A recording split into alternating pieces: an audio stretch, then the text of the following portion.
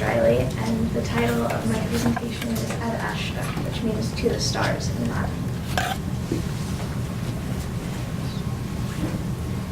I have been in love with stars since I was 5. For most of my life, I've had a fascination with space and everything it contains, but specifically with stars. However, my love of stars didn't technically start with stars. It started with comets.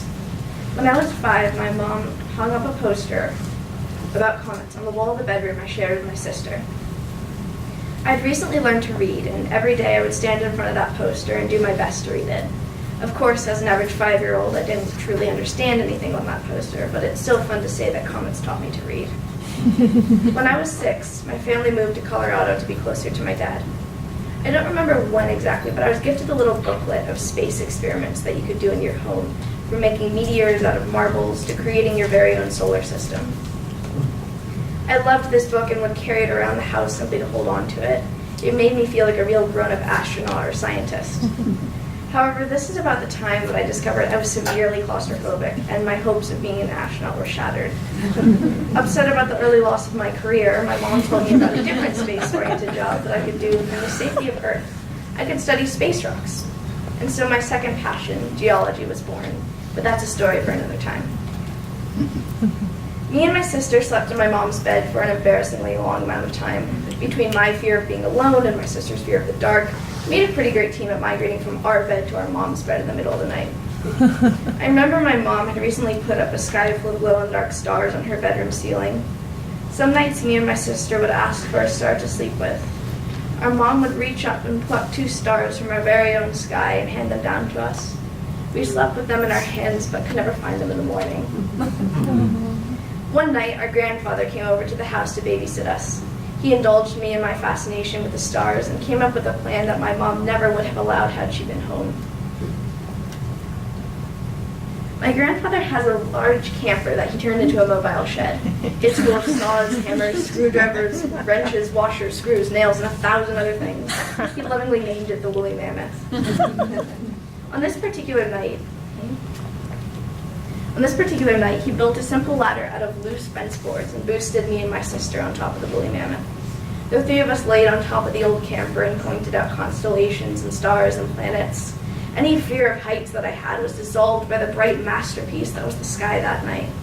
My grandfather knew many things about constellations, and his stories came alive as he spun tales of bears and hunters and how you can always find the North Star.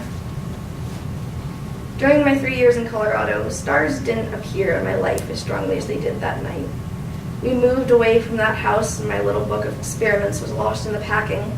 We moved further into the city and soon the stars were gone too. But a few years later, we moved to Upper Black Eddy, a tiny town in eastern Pennsylvania. Our new home was an old barn that had been converted into a house. My mom's bedroom had a large skylight above several sheepskins on the floor. On August 12, 2010, Venus, Saturn, Mars, and the crescent moon aligned in a circle, a beautiful sight at dusk that you didn't even need a telescope to see. However, this was only the second best thing that would happen that night. Every 133 years, the comet Swift-Tuttle passes through our solar system, leaving behind a trail of dust and debris. This debris hits the Earth's atmosphere and burns up in bright flashes, giving us the Perseid meteor shower. Due to its reliability, it is one of the most well-known meteor showers. Me, my mom, and my sister sprawled out on the sheepskins and watched, waiting for this amazing event to unfold. But I was young, and it was late, and I fell asleep before I could see anything. The next morning, I was angry with myself. A beautiful meteor shower and the alignment of 4 celestial bodies, and I had missed it. This anger rekindled my passion for the stars, but it would be a while until that passion manifested into anything physical. A year later, and my family had moved to Anchorage, Alaska. Summers in the far north last for months, 24 hours of daylight, 7 days a week. While this has its advantages, such as very large vegetables and being able to bike until midnight, it meant that for nearly 5 months of the year, I had no way of seeing the stars. But the Alaskan winter more than made up for it. Although the long, dark, cold winter came with its own problems and disadvantages, having nearly 24-hour access to the stars was incredible. Near the end of my 3 years in Alaska, my parents pulled together enough money for a telescope as a birthday gift. It It was a refractor telescope, a plain, long, light tube. It came with a simple tripod stand and 2 lenses of different magnifications. It was very much a telescope for someone who had never owned a telescope before. One of my classmates